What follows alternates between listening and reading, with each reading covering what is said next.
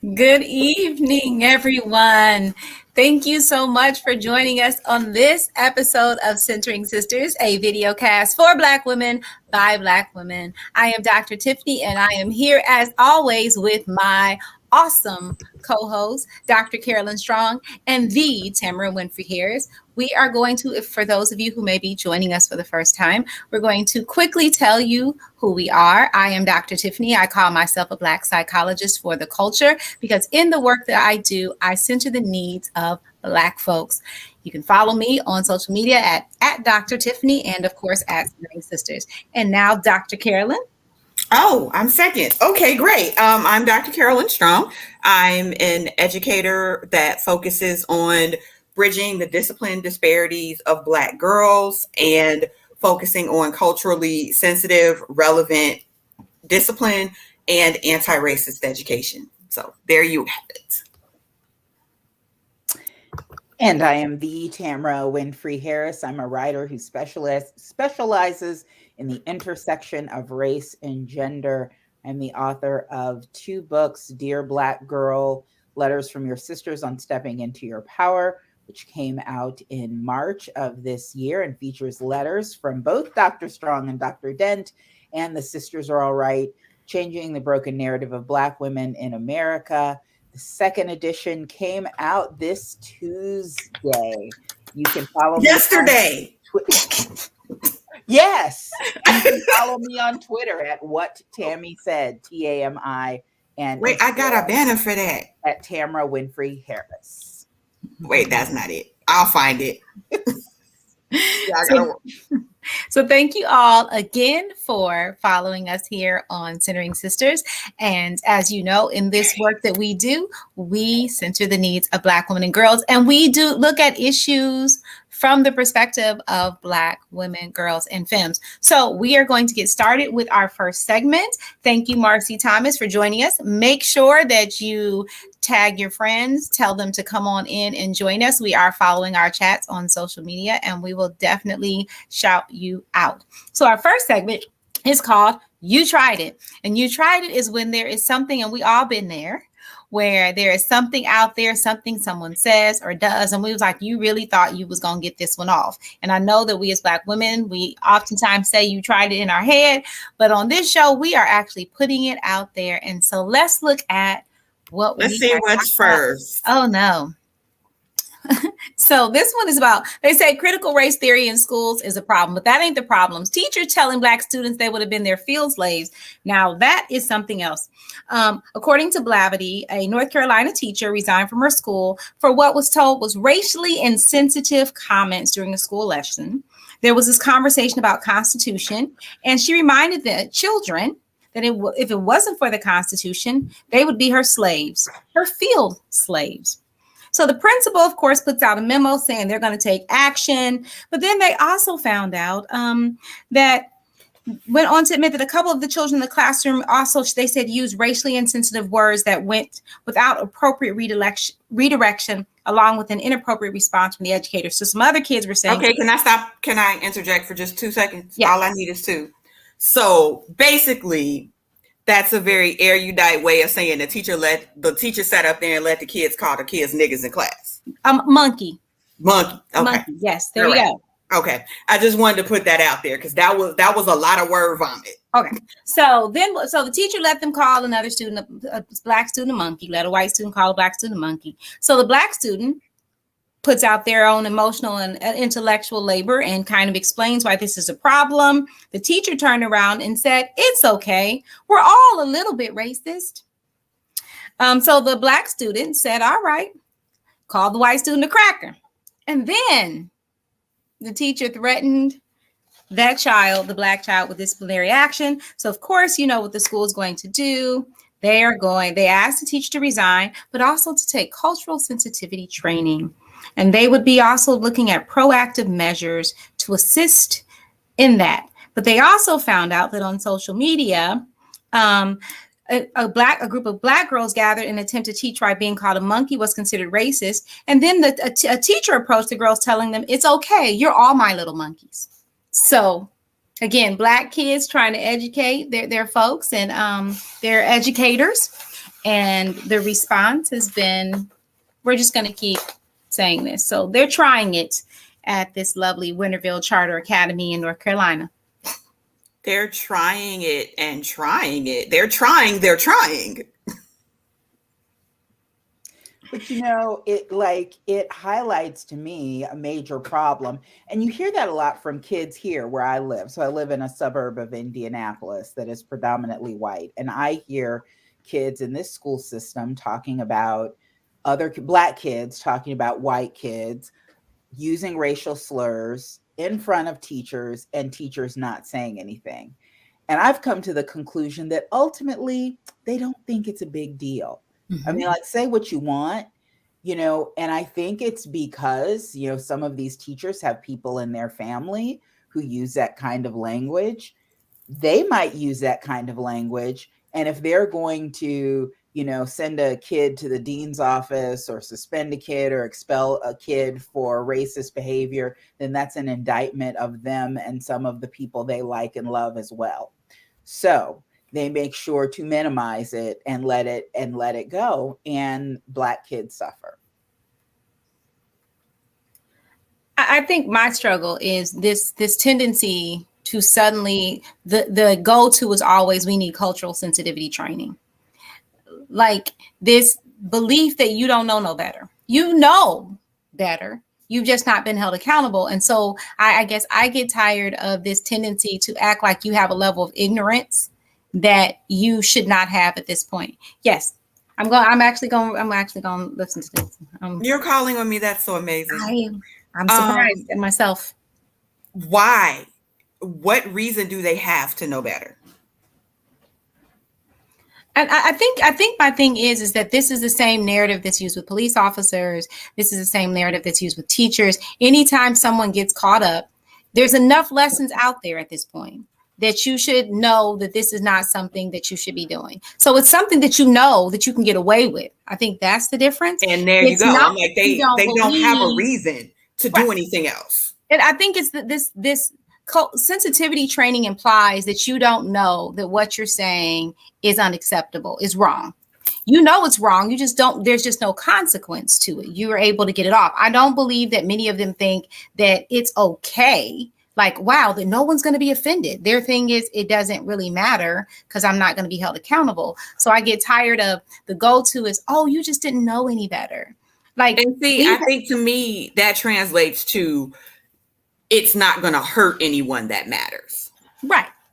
And that's what I'm saying. I think for me, whenever you talk about training, it's like you have a lack of knowledge. We go to training because there's this assumption that we lack knowledge in an area. It's not that they don't know that making statements like this are racist and that people be offended. It's just you didn't care, which is very different from you didn't know. And I think whenever we throw training out there, like all they need is more training. And it's like, no, training implies that you lack knowledge, but you have it. You just before didn't have consequences. Yeah. And Katie said knowing and giving an F are two completely different things. Exactly. And I think training don't help with that. In a nutshell. They know it's not appropriate, but they also know they have power. They're like, what are you going to do, little two black kids in my class?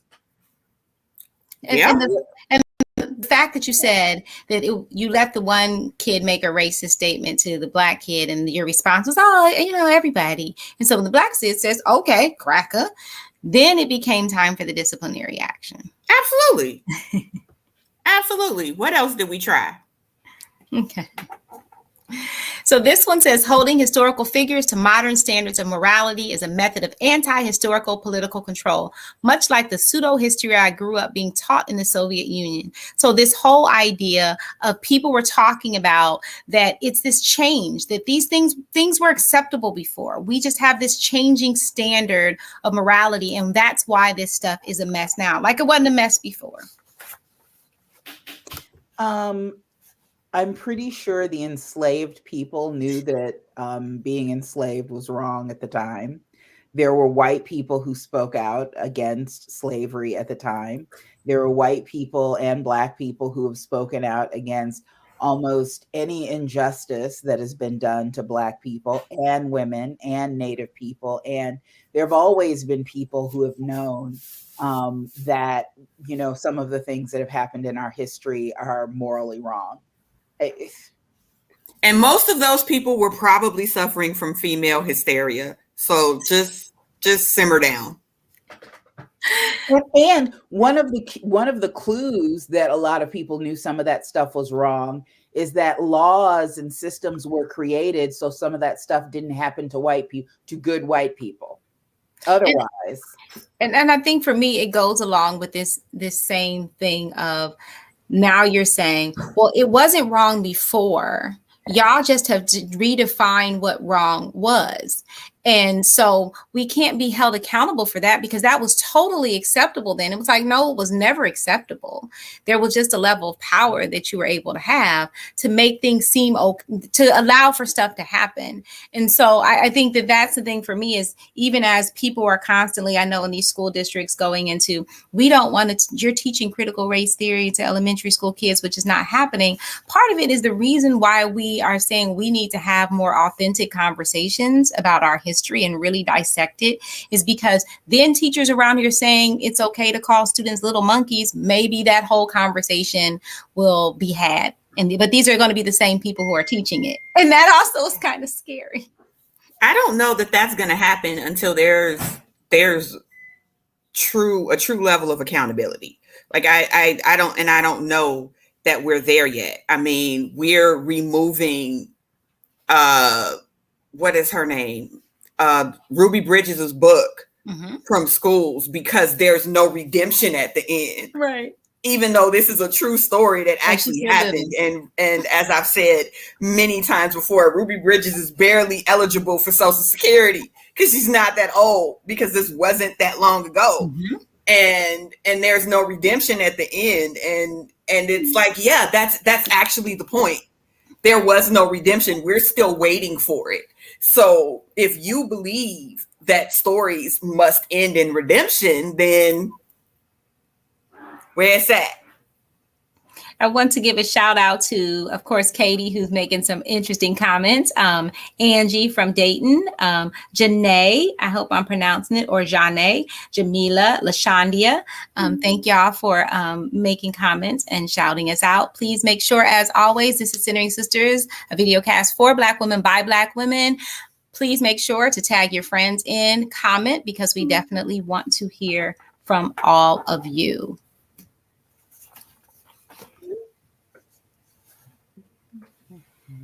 Okay, so, I think that's it for You Tried It. Wait, yes. There was one on I Hate the Internet, except my computer hates me now and it's not behaving. So this one I'll begin to talk about. There it is. Jacqueline Moore. This is like a two-for thing. I think two things need to be separated out, and I'll kind of mention what those two are. Jacqueline Moore.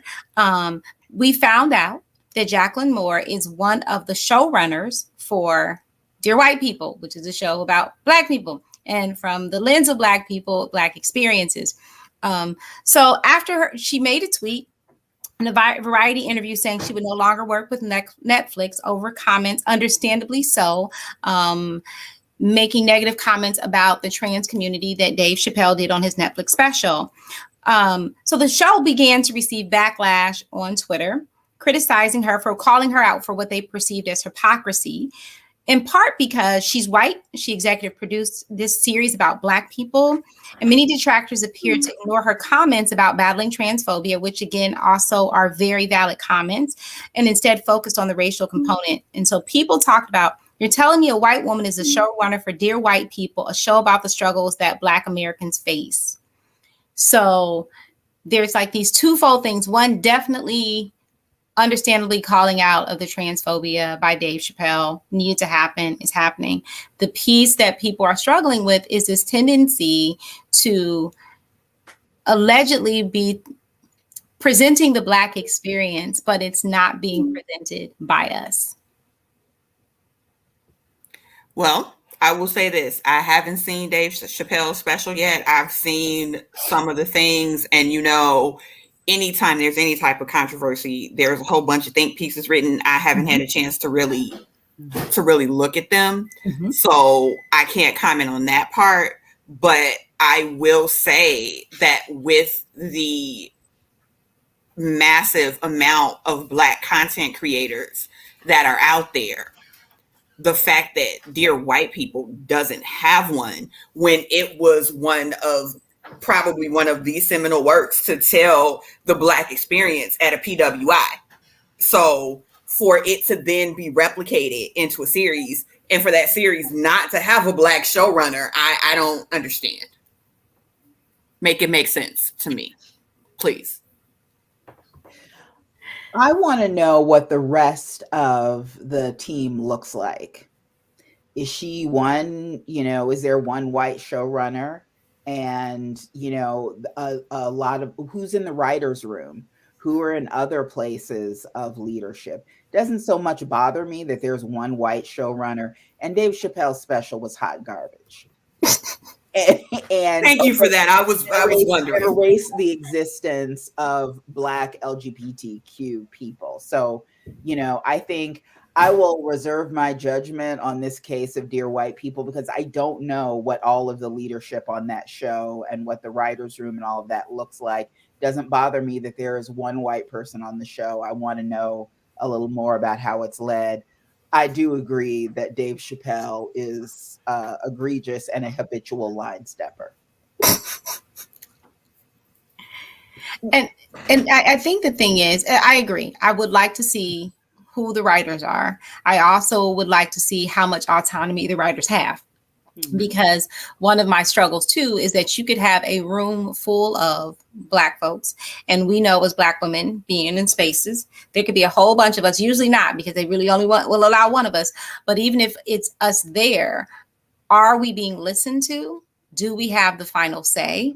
Are they bringing in people who fully are going to unapologetically want to tell our stories? Or are you going to bring in people who are Black, but are going to agree with how you describe, how you want Blackness to be defined? So for me, it's not just, if I look in the room, is it Black folks? I need to look in the room. I need to see Black folks telling Black stories. I also need to know that how you tell our story is going to be authentic and valued and allowed to be done, versus you being a Black person who's in the room that they got as their Black friend, who's just going to co-sign any of the madness that you're putting out there. I mean, I like the show. So some of it I will say is I've watched it several times, and I like the show. So at this point, I'm hoping that it's us and that the stories are coming from us. Well, that's my other question. And I don't really watch the show. I've watched a few episodes, but I don't remember people complaining about the show and saying that it somehow was inauthentic, right, or the Black stories weren't told right. So whatever is going on over there, apparently it's pretty accurately telling stories, because you all didn't know about it until the woman came out, revealed herself. So, I mean, I think you have to take that into account. I've never watched the show. I watched the movie, and it definitely felt like it could have happened at Northwestern University between the years of 1995 and 1999. But I digress. Yeah, I watched the first season, and I actually liked it. I struggle sometimes because I'm even wondering, when I watch Grownish somewhat, I'm like, the more it goes on, the less I am intrigued. So there was a comment about Different World was the same way in season 1. It was white people calling the shots. They changed it over to Debbie Allen in season 2, and the stories became a little bit more representative of what HBCUs were like, according to Angie. So, and I agree. I did notice a very big difference from season 1 to season 2 in A Different World. But I also, I'm the same. I wonder what the room looks like. And I haven't watched the most recent season, so I don't know. Yeah, I haven't either. I didn't realize they were back, honestly. So what's good? In what's good, the difficulty at times in being Black women in this world is that a lot of times there are things that we are facing and having to talk about from our unique lens that are not the most positive. It's just because it's the reality of our existence. But in this segment, we started adding what's good, because one of the things we really want to talk about is acknowledge that there is, even as we struggle to define what Black girl joy looks like, that we are pushing forward and trying to find it as much as we can on every episode. So in this one, we are talking about what's good. And so our first thing that's good is California Governor Gavin Newsom signed a bill requiring feminine products be provided for free in schools and in colleges. The move comes as women's rights advocates push nationwide for affordable access to pads, tampons, and other items.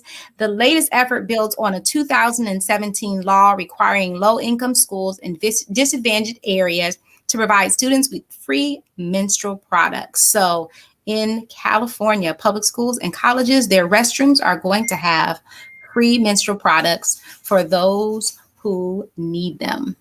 So, look, I'm all for it, because I think they should be free anyway, around the board, because it's expensive and it's something that a lot of people have to use. So I think that I don't understand why, and they're very costly. So I've never understood why this stuff costs so much. And so I'm all for it. I know one of the things for me, I had actually did collections of menstrual products for middle school students in predominantly Black and brown communities before COVID, because one of the things we know is that because they're so expensive, if people can't afford them, people don't go to school. Yeah. And so, you know, we already are struggling and at a disadvantage a lot of times in our communities. And now we're adding one more thing for those who menstruate to not be able to go to school. And so I think making sure that access is there in all restrooms, because we want to make sure that anyone who menstruates, I never say that word well, anyone who has a period has access. And so I'm hoping that all the states do this. It starts next school year, the 2022-23 school year. And it was something that I've always pushed for, just being in schools. I was able to push for it a little harder when I was in a smaller school, where like my first school, when there was 150 kids in there, it was really easy for me to go to administration and be like, look, at least give me some money to keep this stuff in my office. When you're in a school of thousands, it's a little harder to do, but I know the nurses have them. I just don't know if they're free. And that's the thing. I think the only struggle is that I found is that when I've heard from students about nurses giving them, they give them like one or two. And we know flows are different. What's that gonna do? That's not necessarily like how many times you want me to come back to you. Twice in a day, three times in a day. School is 7 hours long. Right. Versus making sure that they are accessible. And I think even the fact we know everybody's not going to come and ask as much as they should, especially because everybody who has a period may not be comfortable in that. And I think the other thing is that also implies that those, if we're giving them out in nurses' spots, that the people in that clinic are going to be supportive and compassionate and not somehow act like they're giving you stuff out of their own pocket. It's true. Yep. What else is good? Let's see what else is good. Yay! Black women telling our stories. We have kind of touched on a little bit in this segment, in this episode, of the idea of how important it is that when things are being told about Black folks, Black women, that it is actually us who are the ones writing our stories. And so, as was briefly mentioned at the beginning, we are celebrating the Tamara Winfrey Harris on the second edition of. I will hold up the book if I had one. Same. I'm sitting here. All I got is this. I can write. The sisters are all right. I can hold up the paper on my mailing. I can hold. Wait, I got the picture of the paper of her holding the book. Can I just hold up? The sisters are all right. It's not the right one. The sisters are all right. So, the Tamara just wanted. I'm looking for my paper. We are so excited. The sisters are all right. Changing the Broken Narrative of Black Women in America is available everywhere at Here this it point. is. I'm gonna pretend like it's the book. See, I just got the paper that says the Sisters RA. And so in that, we are so excited. It is now available everywhere. We always encourage people to get books from independent booksellers, specifically those that are Black and women owned. What are a couple of those that are out there that you would that you know of? Because I know you kind of hitting the circuit at this point. So Source in Detroit, Mahogany Books in the DMV, Loyalty Books in the DMV, Brain Layer Books in South Bend, Indiana. Semicolon. Thank you. I was about to say semicolon, Chicago. Also, Karis Books and More, which not Black owned, but very supportive of marginalized communities. It is the oldest feminist bookstore in the South. And the official launch for the book will take place on October 26th there. And the panel will feature some friends of Centering Sisters. So Halima Washington and Bree Rivera, also Jessica Louise and Dr. Adia Winfrey, no relation. So as far as we know, you never know. Ancestry. We don't know. We don't know. Oh, well, I have my book back in. That's all I want to know. And that's Katie's birthday. I'm just hoping. If not, I will hold up my paper in solidarity that says this exactly is right. We will just get Puna to make it pretty with some crayons for me. And I mean, I read the first one and loved it. And I know you expanded and added some things in that time frame, some different topics that were added to it. I know some different voices, but what were a couple of new areas that you found needed to be addressed for Black women? So it just occurred to me, I interviewed an adorable couple because, gay marriage was not legal when I first wrote the book. So the story about Black women in marriage has changed quite a bit.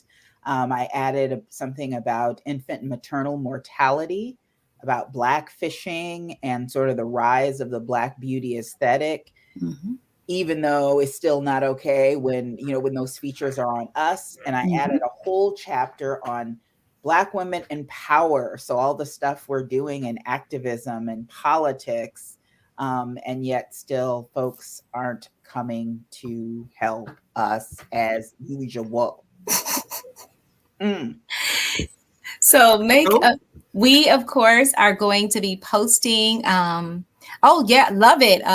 Sherry is like, she loves to host a reading signing party in Oklahoma, and they have several Black-owned bookstores.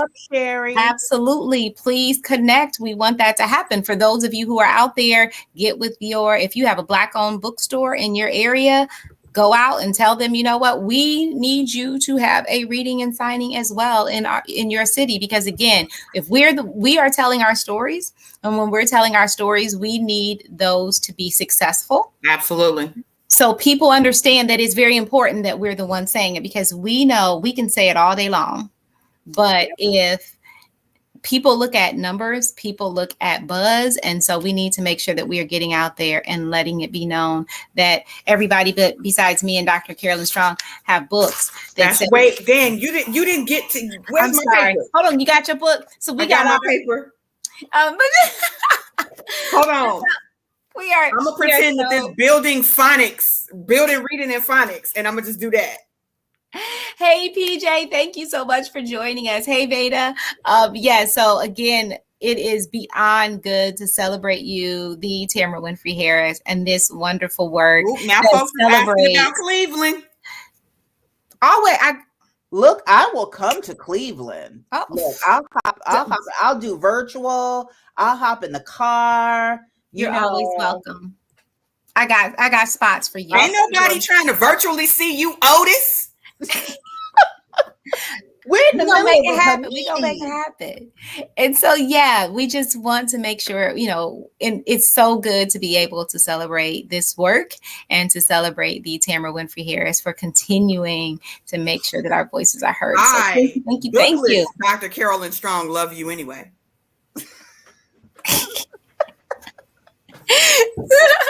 So So again, make sure we will also post on our page some of the names of the independent Black bookstores, so you can get your copies there as She's well. bookless. She's bookless. She ain't got no book. She stands there singing for books. La da dee, la dee do, la da dee. Has no. Wow. Why? We're asking ourselves the same thing.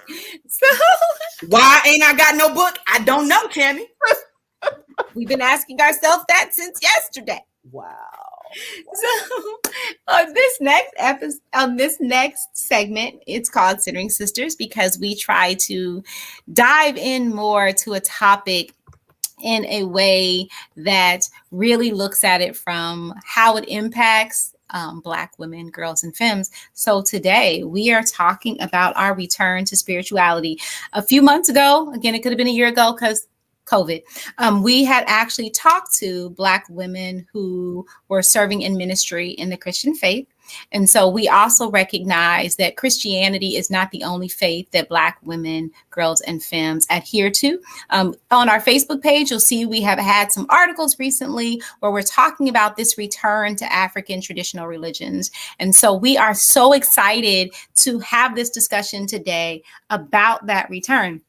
I do want to throw out there before you go that this was a viewer selected topic.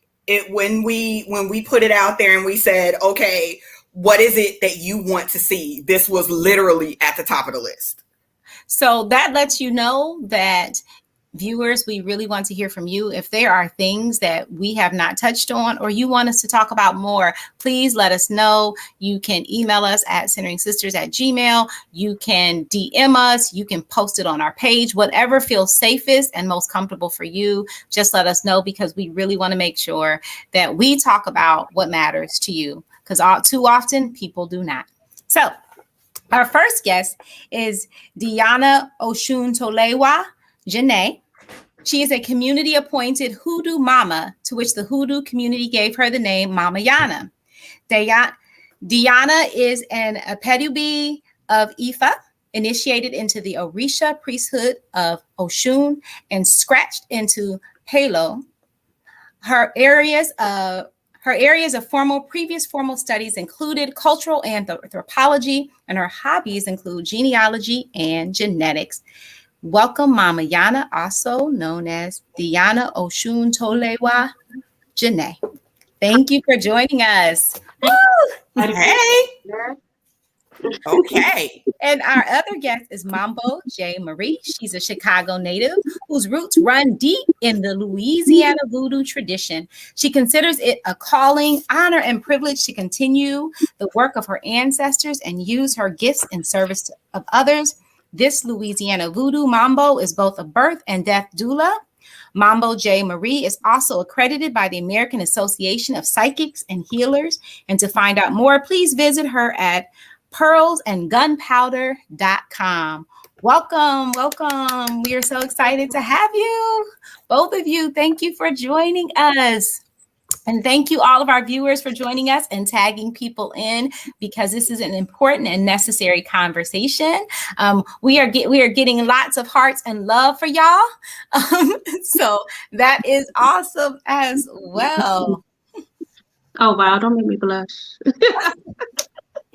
I'm just happy y'all can the came. hearts ever stop? I'm just waiting on the hearts to stop, and they are like so not. They are just coming and coming and coming. So you may have to talk through the hearts. I got to, because the hearts is coming on my side, and I'm just saying. I think one of the things we talked to you guys a little bit earlier, and just kind of having this open conversation, and a conversation from the perspective of how the questions that we often know come from people who do not adhere to African traditional religions. Mm-hmm. And I think one of the ones that we want to start out with, I kind of like, but I know it's one of the things that I'm always hearing when people are talking about African traditional religions. There's this belief that if you adhere to such faith, that you worship the devil. So that is one of the have you guys ever heard that question before? I know I've heard it from people, and I'm wondering if that's something that people kind of throw out at you when you mention that you don't adhere to Christianity in its formal sense, in its colonized sense, I guess. Did you just say colonized sense? Well, I've heard of that before. It's been some years, honestly, since I've heard anyone actually come to me and say, "Oh, that's worship of the devil or devil worshiping." But to answer that question is no, there is no devil that exists in many African spiritual traditions because that is actually a character that's a part of Abrahamic faith. And so, since it's not Abrahamic faith, we cannot worship something that doesn't exist within the tradition. So, no devil worshiping going on. So, yeah. So Katie said the same people who get filled with the ghost drink symbolic blood, eat symbolic body, and throw oil, they are accusing folks of devil worship. And we like to read some of these at time for people who are listening, because I know we have some viewers who like to listen to our video cast while they are exercising. So we want to make sure they do not miss out on the comments. So yeah, awesome. That's a good point that was made as well. I mean, but it's funny that the things are so similar, but it just goes to show you that how things are packaged and presented matter. I remember having a conversation with someone about Christianity versus African traditional religions. And he's a minister and he argued me down and argued. And then a couple months later, I'm watching this pictures from a service for his loved one, and there was a chair there for her that was decorated that nobody could sit in. And I'm like, I know that he would square up with me if I told him he was ancestor venerating. Like, I know that he would like square up and literally fight me like fisticuff style. If I said, "Oh, you're venerating the ancestors," he would have said, "No, I'm honoring my mama." And that's same thing. Just a veneration is. Exact same thing. And it's just interesting that oil was brought up, things of that sort. There's a such thing as holy water, in which this is water that has been prayed over, made to be holy, made to be sacred. And we, and some forms of African spirituality, such as hoodoo, which is not an initiatory religion, but oils are really used in hoodoo, and they're considered a form of holy water because they're prayed for healing. They're prayed over for healing, the things of that sort. And just like you said, there is a lot of similarities, many that can be named in just like a drop of a dime. But I know that many aren't ready for that because they do want to debate, but like, the show isn't about debating. It's about shedding light. So, Great. Yeah. So I was just gonna say, like, people swear that voodoo, we're like the kings and queens of the devil. Thanks to American Horror Story. But like every voodoo ceremony begins with a Bible. I have a question. Don't call on her. I have a question. Do not. I also have the production controls. So if you don't call on me, I call on myself. I choose you. Pikachu. Go ahead. Yay, she chose me. But in The Princess and the Frog, they said that voodoo was bad and they wrote a song about it. So that means it's true because Disney wrote a song about it. We told you not to call. Of course, Disney said it's bad. But can I just say that anything that gives us power is demonized by the people that be. And ATRs are not about being powerless. They're about having power. So anything that gives us power to change our station, our situation, our lives, our narrative, they're going to make sure you don't want to do it. Are you telling me that Walt Disney is a racist and a liar? Is that what you're saying to me right now? I told you not to call on her. I told you. You did? I did. I did. I do find it interesting because I watched Pocahontas. That's how I learned about Thanksgiving. I watched Princess and the Frog, and that's how I see. Now y'all just trying to mess up my whole understanding. I don't think I like it here anymore. All right. What's interesting is that people believe that people who worship as their ancestors did, whether it's their African American ancestors, African ancestors, that they've somehow been led astray by other Black people. You're being led down this evil path. You just don't know it. But they never think that they have been led astray by the colonizers from whom they get their instruction on worship. Mm-hmm. And, you know, the thing is that African spirituality really concentrates on faith, not a blind faith. And like Mambo J was saying, the empowerment of self. And that empowerment of self is through spirituality. Spirituality equates to spirit. And when you're working to heal spirit, when you're working on awareness, when you're working on self-accountability and opening your understanding of what the world has to offer and what is going on around you without being afraid of being damned, you come into a certain power within yourself. African spirituality focuses on actually getting closer to God, believe it or not, because we actually believe in one God. We're not polytheistic. We are monotheistic in the context of where we do have one God Almighty. And like everyone, we believe there's only one, you know? So there's a lot of similarities, like you all just said. It's just too many misconceptions, like you pointed out, due to TV and movies. Yeah. Hollywood. I guess I'm wondering, because we talked about this whole idea of these misconceptions about African traditional religions in terms of the whole idea of worshiping the devil and those type of things. What are a few other misconceptions that you feel are out there related to those who follow African traditional religions? That you're like, these are things people just seem to think about us all the time, and these things are so totally against, again, Walt Disney aside, and his total truth.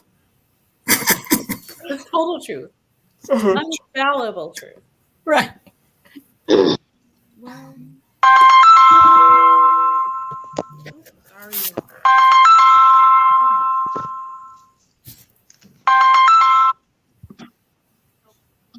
Sorry, I had a phone in there. No worries. I know there's a misconception that we don't pray, which is ludicrous. And people ask, "Oh, well, who are you praying to?" We're like, "Well, we're praying to God. We're praying to our extensions of God." And it's like there's this big misconception that we don't pray. I don't know what they think we're doing, but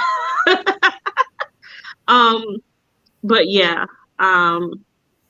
I wonder, you know, like a big misconception is that it's dark magic. That mm, we're summoning all kinds of evil spirits, and we just have all of these evil things around us, and that we ourselves are evil because of what we do. But what people don't realize is that ATRs are about like uplifting and love and light, and we're not out here just hexing people like people think that we do. Because trust me, we don't care. Like the TikTok meme, we do not care. I promise you, we do not care about hexing. We really don't. I told you that this morning. I don't care. What I care about is, are you okay? Is your family okay? Are you healed? Are you sick? Can I help you get better? Can I help you elevate? That's what I think about. Not like, oh, such and such did you wrong, so we're going to hot foot her, which is a thing. But we'll talk about that off screen. What? I don't care. I think for me, one of the things that's always been at the forefront for me is how some of the practices, and we've said this before, to certain forms of Christianity are very similar. But I happen to think that the issue is the face that's attached to them. Saints are white, so it's okay to honor and revere. My favorite topic. And it's okay to say, well, that's not in the Bible. You're not supposed to worship false idols, when there are sections of Christianity that do in fact pray to Virgin Mary, who last time I checked was not God. But I digress, because that's why y'all are here. Let's talk about the white saints and how amazing that part is to me. So we had to cover ourselves up, right? We had to work under the guise of darkness, right? Can't let your enemy know what you're doing. So the enemy can't get mad if I'm having a whole Catholic service in the field. Mm-hmm. I got St. Mary. I got Mary Magdalene. Baby, look, I even got a Jesus candle. But little do you know that Jesus is barren, that Magna Marilyn is Brigitte. You know what I mean? So you don't know what I'm doing, but I'm literally messing you up under your own watch. Oh, sir, do you need a dinner service today? That's so amazing. Let me go grab St. Michael for you and bless everything. Mm-hmm. So, wondering why you can't swallow? No. Yeah. It's all about camouflage. We were the greatest actors and actresses ever to bring that to the doorstep. And they didn't even know what I was doing. And I'm sorry, Yana had something to say. Oh, go ahead. I'm sorry. And the thing is, to touch on what Mambo J said, there's also this big misconception that, like she said, we're hexing or, messing people up and things of that sort. What it is that there's nothing that can be granted without justification. And the same thing applies, you see people actually cursing people every day, especially in the Christian church. They're always damning people to hell, or telling people they're going to go to hell, which means you're actually, when you do that, you're actually wishing someone despair upon their life.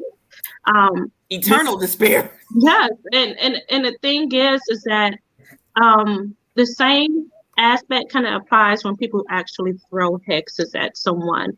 But the difference is there must be justification. We understand that there's some justification.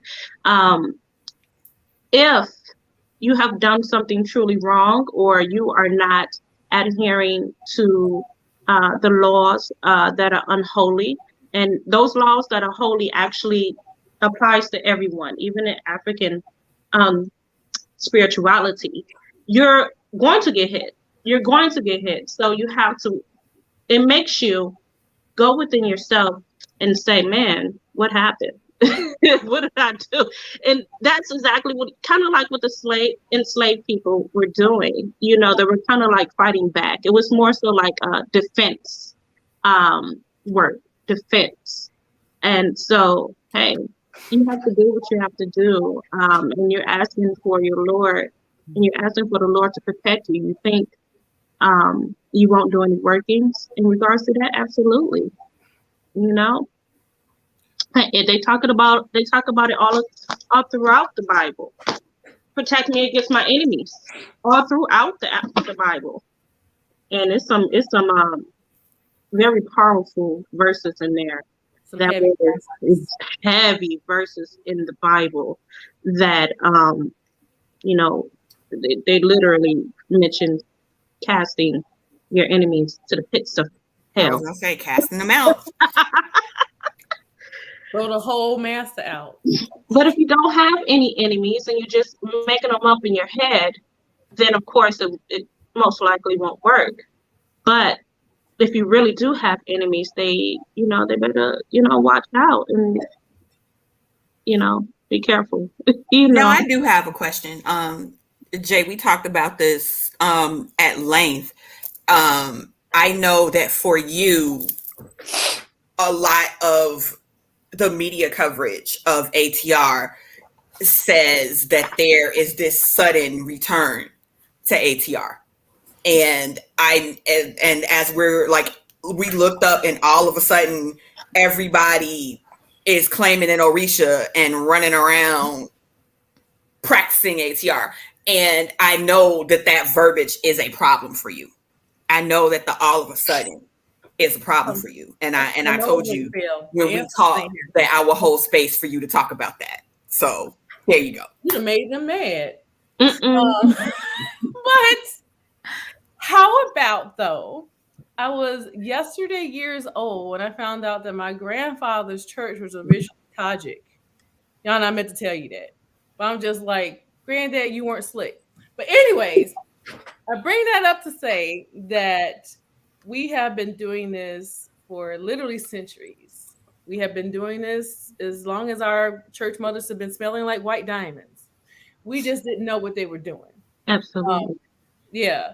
I grew up with it. There would be a line of women at my grandma's door saying that somebody did them wrong or they man left and they need Sister Drain to fix it. Mm-hmm. I didn't know what was going on. I just knew the Sister Drain would be like, okay, I got you, and just be boiling something in the pot. And then next thing I know, oh, snap, okay. Had no idea what was going on. Mm-hmm. But she was always like, watch, because you're going to need to know how to do this when you're older, right? But it's not all of a sudden.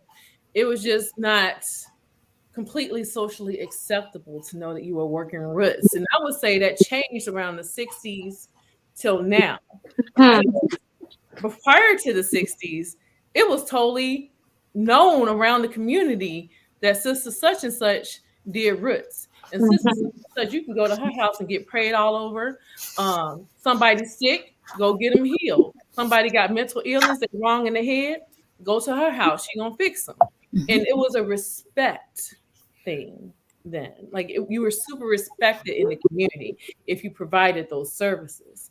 And I'm a doula, so I always try and bring that back to people. Like we birthed our babies for literally ever, and just now we're relying on hospitals. Who do you think birthed your babies? But that's a whole nother topic. But anyways, so yeah, the fact that they're saying it's coming back literally irks me because we've been in it since the beginning. We've been here. We've been doing this. How do you think there's elders? Like, where did the elders come from? We just magically conjured up some elders. No, they've been doing this. And unfortunately for Louisiana voodoo, like Katrina killed a lot of our elders. So super sad about that. But yeah, we've been here. So that kind of bothers me. And Yana, especially with you and hoodoo, I know for a fact that you like really love the history of it. And you understand how important the history of it is. So if you could talk a little bit about that too, that'd be amazing. After she does that, we do have a question for y'all. Okay. So in regards to the history of hoodoo, there are many different aspects of hoodoo. What people like to describe what hoodoo is totally wrong. And I say that it's because hoodoo is a culture within itself. Hoodoo is a culture. It is a African-American Southern culture. And within that culture, there was aspects that was considered something like root work, where you would use the magical elements of roots and herbs and,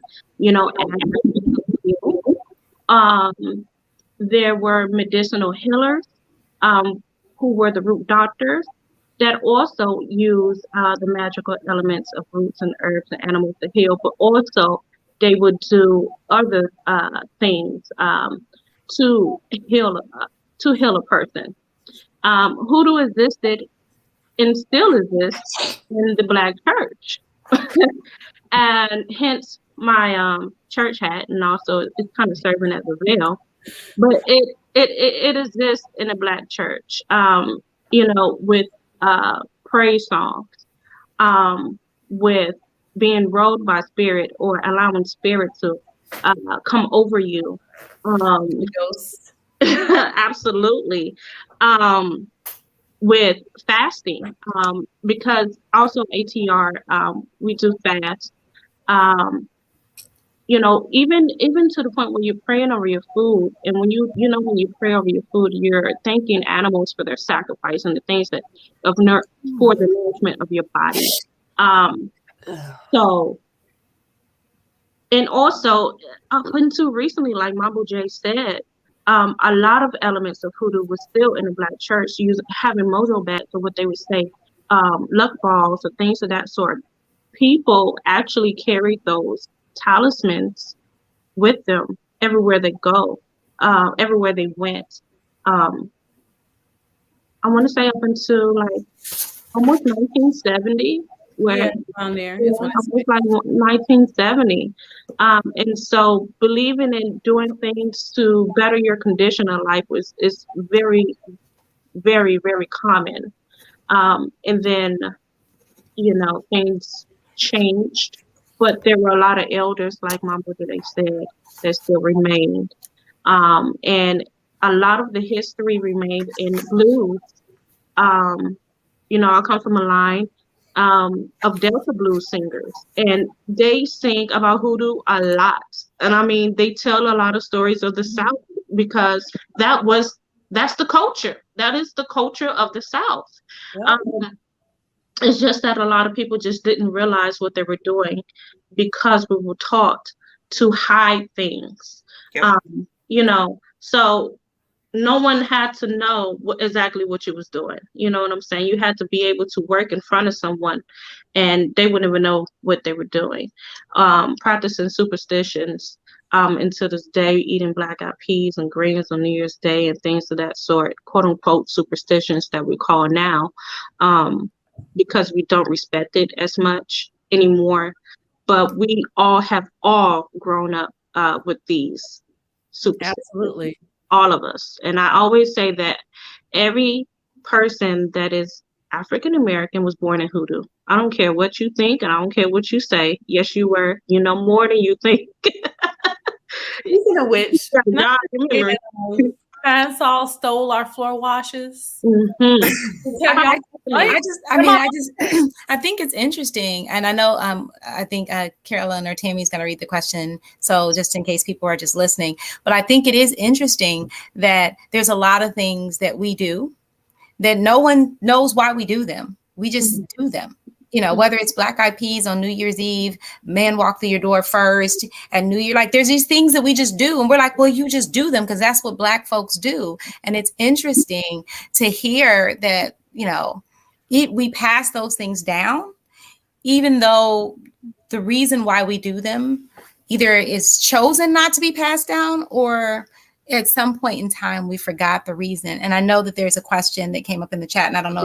There are two, actually. Right. The first one is, many of us have suffered trauma in our past, in turn to magic strictly for revenge. How can ATRs, the initiation process, and strictly following the laws and rules help us heal as a people?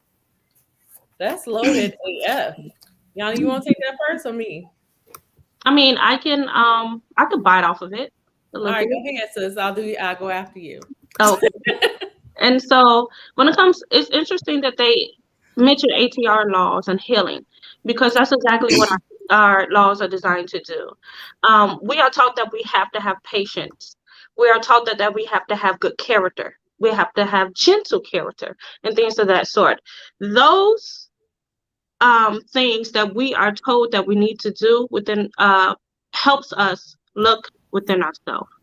And when you're forced to look with yourself, and you're forced to sit down, and you're forced to slow down, especially when it comes to patience, and being gentle, because gentleness causes it leads you to be mindful. You go into a state where you're forced to heal. You go into a state where you're forced to listen to yourself. You go into a state where you're forced to basically not be distracted by everything that's around you. And this is why it's also called African spirituality, because there is no excuse. We are told that we need to go within ourselves. It's a part of what we're supposed to do. If we do not do that, there will be no blessings that come our way. And we understand that, because we are in control of those blessings. So And what I mean by being in control of the blessings, if we are so distracted and we don't understand who we are, how are we going to be able to understand how to attract any blessings? We won't. We're just walking around blind, you know. And that's what African spirituality provides. It provides a way that you are not going through a phase or a time of blind faith. You know why you're doing it. You know why you're doing things. Just like it was mentioned that um, we're growing up doing things and we don't know why we're doing it. Even at a point where we will burn aromatherapy candles and not even realize that the scent of lemon uplifts your spirit. But African spirituality will teach you that. It teaches you to be so mindful that you will be so mindful of healing yourself. Cool. So, my turn. Totally agree with all of that. One of the things that I like, a number one request I get from people is, she did me wrong. I need you to return to sender. Or she did me wrong. I need you to mess their life up. And my response to that always is it justified? If it's not justified, I ain't doing nothing, regardless of your trauma response of what somebody did to you. Seeking a magic revenge for those trauma responses is not what grown folks in ATR do. One of the things I was taught is always your thoughts become your actions. So before your thoughts come out your mouth and that mouthpiece becomes an action, stop and think about it. You got several steps before you hit that lever and makes you go. So using like ATR's magic as a trauma response is not recommended. Do people still do it? Yes. But you need to understand that people that you are doing it to, entities you are doing it to, are also divinely protected. So you throw something at me, my people got you. It's going right back to you. I won't even know you threw it at me. I just be sitting here like, okay, it's all good. And then your life is getting messed up because you threw something at me. I mean, people need to think that through. Like, humans have thousands of ancestors. I don't care how long you think you lived on this earth. There might be an ancestor from 300 BC that is riding for you with a spear, okay? And you throwing something at somebody that got an ancestor that's like ride or die, baby, ain't nothing hitting. I mean, the bottom line is do the work. You got to do the work on several planes in order to get right. You can't just that, and that's with any religion, right? Like even in Christianity, you can't just throw yourself into the Bible and not do the rest of the work. Exactly. Agreed. So that's what it boils down to. And unfortunately, a lot of us just we're tired, and because we're tired, we want this quick fix. Mm-hmm. And you're not going to find that here either. Yeah, and that doesn't work with ATR. ATR would tell you that, you have to go into this experience as a baby. Mm-hmm. Even if you think you're experienced, come into it as a child, because this is something that is lifelong. Many people come into ATR, they are traumatized. They are in search of healing and things of that sort. And because of that, a lot of people believe that they want to be a priest right away, and they don't understand that you have to go through something that's called an ego death in order for you to even start to spark and be ready to become a priest, because that is a responsibility that is placed onto you, because it's a huge responsibility, because now you're taking on a responsibility to help other people, or you're taking on a responsibility to walk at a certain standard. You're not supposed to be walking this down here. You have no more excuses. You have taken an oath. You need to be walking up here. You need to be standing up straight. And so it takes time, and this is a lifetime commitment. It's a lifetime commitment because you have to commit to yourself for the entire lifetime. It doesn't just stop. It Right. doesn't You don't just get initiated and then be like, I'm cool. no. Good. I'm going back to the streets. The streets coming back. That's not how it works. Nope. You're like, nope. Yeah, about that. So That was harder. Yes, exactly. A little bit more We seem difficult. the same at the initiation. They showed that. So we have another question from the chat, and that is, can you address plantation hoodoo versus post-plantation hoodoo so that people understand the difference? That's a good question. I would think that, well, I can talk about both, but plantation voodoo was basically started for the protection of our people. And I'll talk about this because this is like important to me, and this is the aspect that I like explain to people when it comes to love spells. The original love spells were to keep master from selling children away, or to soften master's heart to keep him from beating you to death. The original love spells were to keep master from working you from can't see to can't see, master having a heart to give you something to eat. Those are the original love spells. We didn't care about no romantic love right then. We wanted some love in the plantation owner's heart to keep our people together, because that was painful. Watching your children being sold away, watching your brother being sold away, watching your family go up the river, especially in Louisiana. You never see them again. I'm not saying it's different than any other plantation dichotomy. I'm just saying, like, you literally would not see them again in them swamps. And that was the original type of love spell. So when it comes to like plantation hoodoo voodoo, it was basically to protect ourselves, to keep ourselves whole, to keep ourselves centered as a people, to heal ourselves.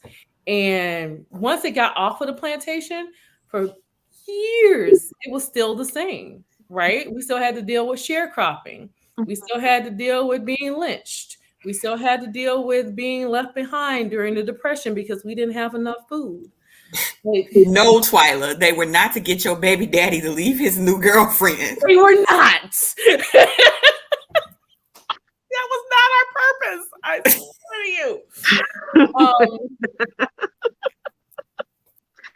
Oh Lord. Let's talk about that for a second, because I got experience with that.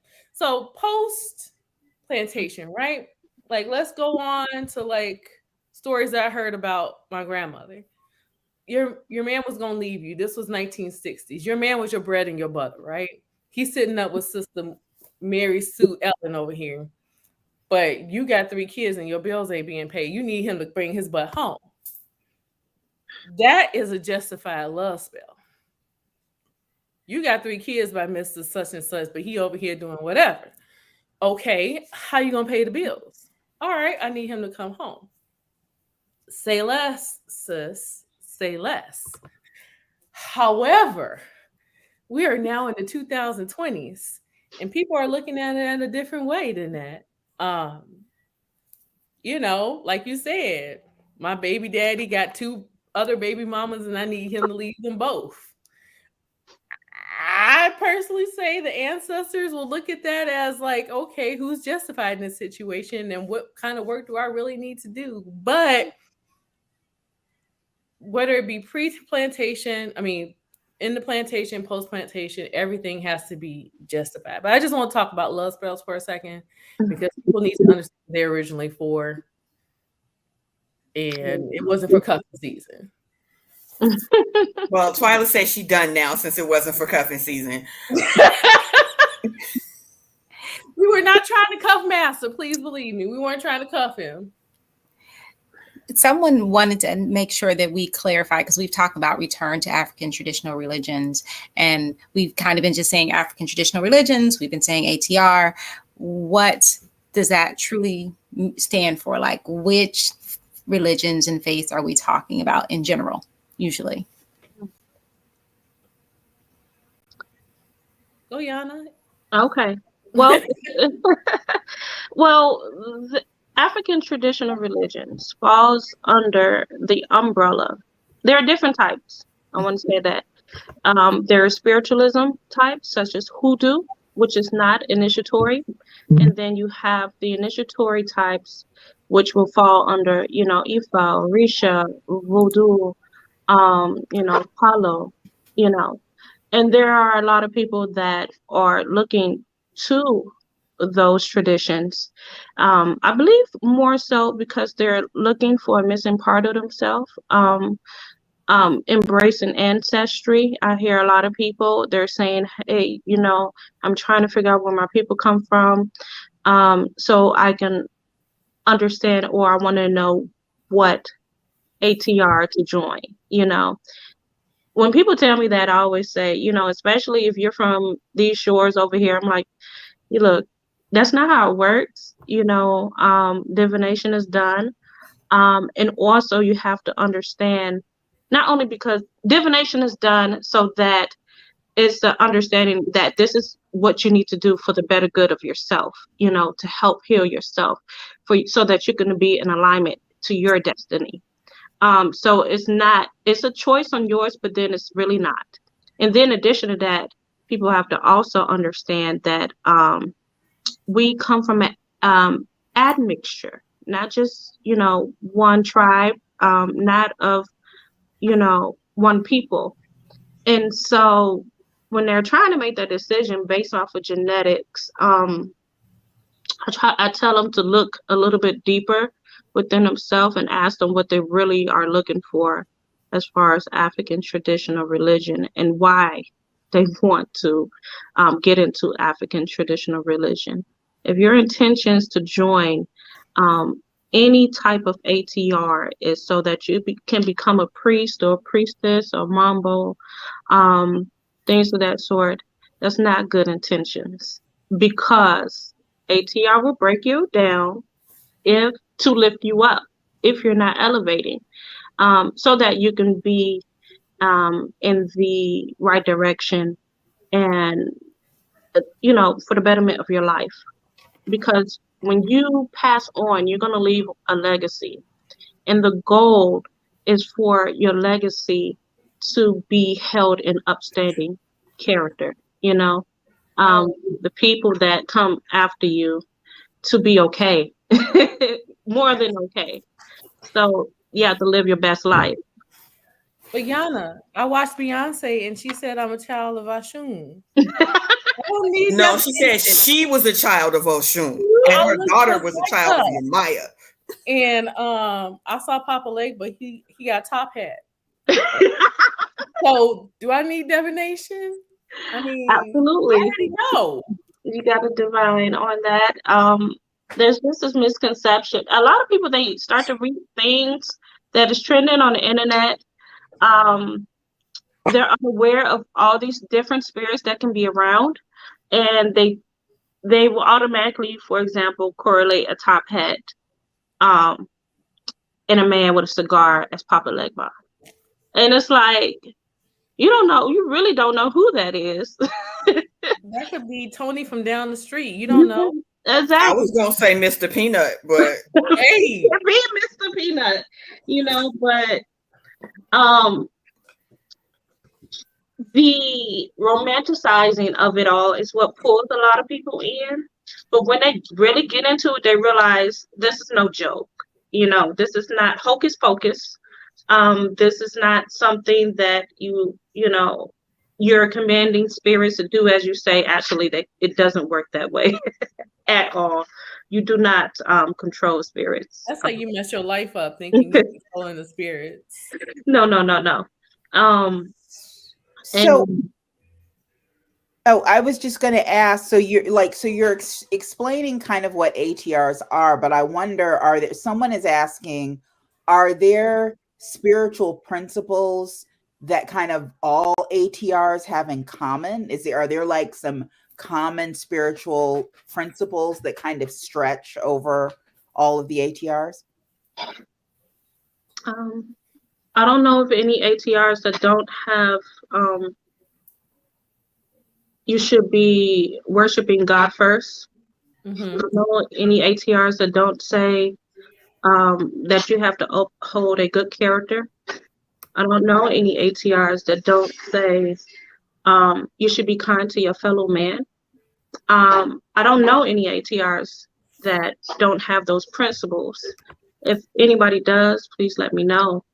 I don't claim to have the absolute truth. I just have mine. And then there is the truth. But, those are the commonalities I really do see when it comes to ATRs. I was gonna say like morality and common sense governs basically all ATRs. Like what does your heart feel when you're doing something? Mm-hmm. If you feel like fear or guilt or any of not the Abrahamic fear or guilt, but just the humanity fear or guilt. You know what I mean? If you experience those emotions and you're not doing ATR right, because what we practice is how you act towards your fellow man, how you treat your fellow man, how you are as a person. Now, I remember one of my spiritual sisters bringing up the fact, like, oh, if you practice ATR, you shouldn't drink or smoke or whatever. And I'm like, kind of, sort of, maybe, but those activities do not change who you are as a person if you're representing ATR. Now, if you was out here like knocking people over the head with a crowbar every night, then coming home and being like, active on leg bud, then we got to talk. But I mean, it's basically like use your human morality, use your common sense. And before we go, I just want to ask this one last question. And thank you both so much. We know when it comes to the Judeo-Christian religions, you can go down the street on every street corner and you can very easily find out information. It's there. We know by television stations that are out there, magazines that are out there, there are ways to easily access information and gain knowledge about certain faiths. Other than Beyonce, what is the best? What are some ways That's not even a real question. What are some ways that people who are interested in finding out more about ATR for themselves, again, because as you said, many of us have practiced pieces of it because they've been passed down. But if they really want to find out more about the principles, if they really want to find out more about the different types of ATR, what are the best ways for them to go about it? Again, other than following Beyonce and her daughter. I would say find a community, find a spiritual temple, find some elders. Don't do research on the internet. I can speak for Voodoo, and all ATRs are oral tradition. Mm-hmm. So, and we're very secret. So the research on your internet is going to get you like this far. Like, as far as like the true meaning of Voodoo, Ifa, Palo Mayombe, like you ain't going to find nothing. You're going to get this far.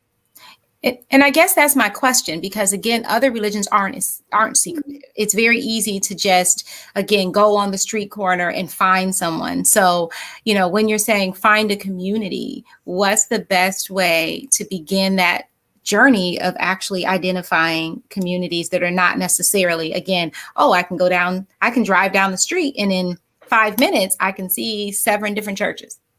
I'll let Yana answer that because we had a sore spot this morning. So I'm going to let her talk on that one. Because we had the exact same topic this morning. So something to happen. But go ahead. You're on mute. There you go. Okay. You know what? When it comes to trying to find communities, I can, as far as IFA, I know for a fact, as far as IFA, you can find things such as bimbes. This is open to the community.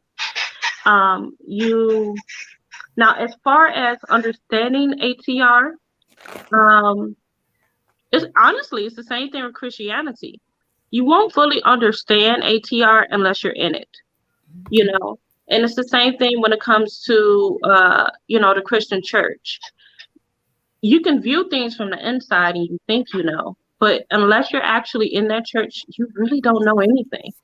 And the same thing that it goes to ATR. So when you find a community, you have to take your time, form a relationship and see if that's where you want to be. If you attend to something such as a drumming or African drumming, for example, um, and you come into contact with people, talk to them, talk to those people. You never know who they know. And then next thing you know, if it's that path, I always believe that if it's in your path, you're going to be led to the right place. Um, and you're going to end up finding a home. And when you are in alignment with yourself, it just keeps going and it just keeps going and it keeps going. There are people that you will meet. There's priests everywhere. You don't even understand. So if you work on elevating yourself, you have to live a certain way. And what I mean by that is these people tend to shop at the same places as well. They tend to shop at organic grocery stores. They tend to buy certain clothes. They tend to put natural lotions onto their body. And you may end up running into someone that isn't into ATR. I've had many throughout my journey. I've met many priests just by bumping into them.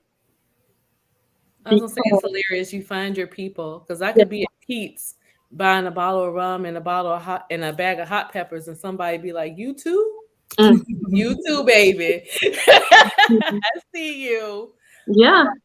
Got a cart full of black candles and black pepper, and they're like, "Dang, what'd he do?" But like one thing I want to caution about is a title, right? Anybody can call themselves Mambo, Babalo, priest, priestess. I seen it all over the internet. Especially in your DMs. Child. That's a whole nother story. But ask people who their godparents are. Yes. Can you look up their godparents? Can you verify their godparents? You can't, we might have a problem. All right, for voodoo, let's talk about graves. You got family graves? No? So you just started? All right, let's talk about that. There are ways to verify the people who are giving you information. And what I've learned in this internet day and age, because remember, I always said I was okay swamp witching until y'all decided to pull me out. I'll go back to the swamp any minute. But that being said, people do not verify who they're getting the information from. They just covered in like beads or like their head wrap is gorgeous and it's like, I'm priestess blah blah blah of your Maya, or I'm Mambo such and such daughter of Legba.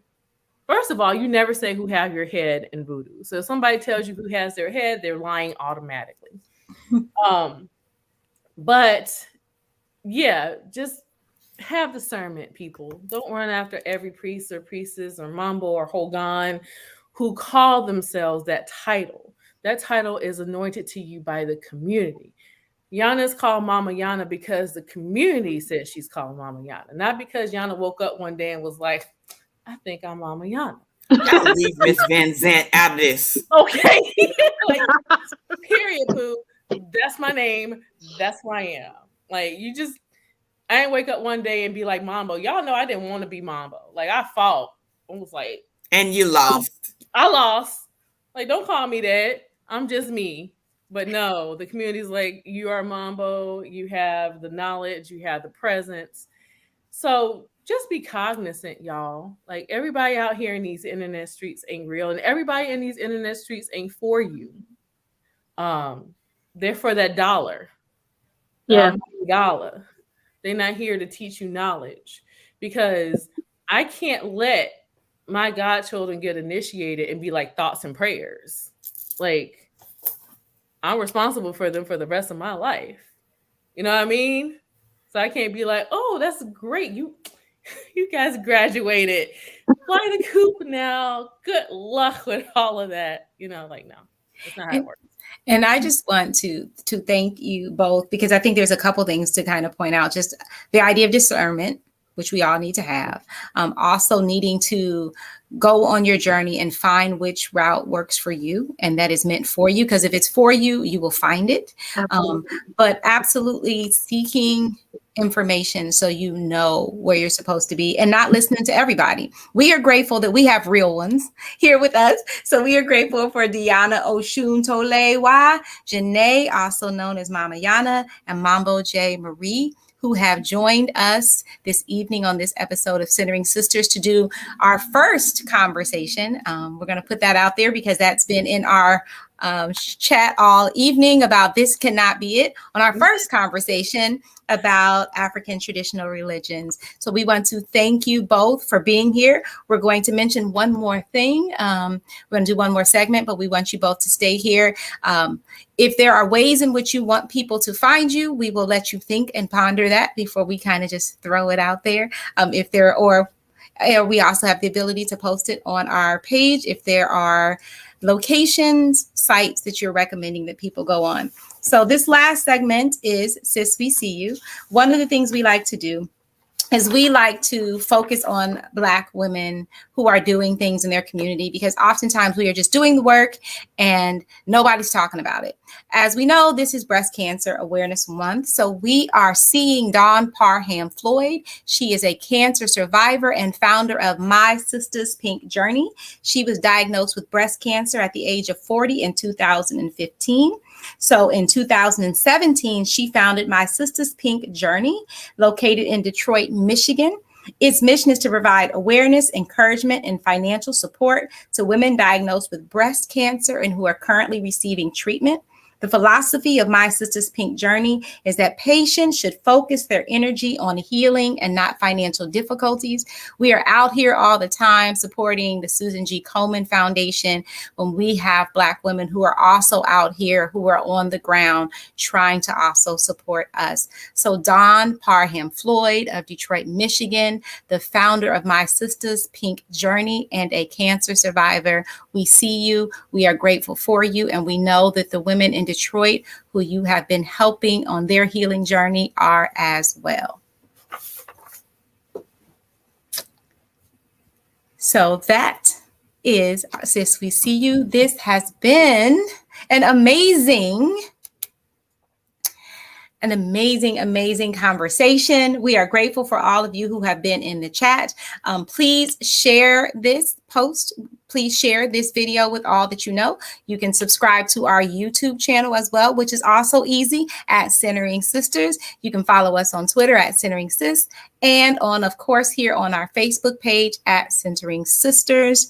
We are again grateful for our amazing guests who have taken us on our beginning journey here on Centering Sisters on being more educated about African traditional religions. On behalf of myself, my co-host, Dr. Carolyn Strong, the Tamara Winfrey Harris, Mambo J. Marie, and Mama Yana, we are grateful for all of you, and we wish you all a good night. Thank you so much. Have a good one, everybody. Have a good one.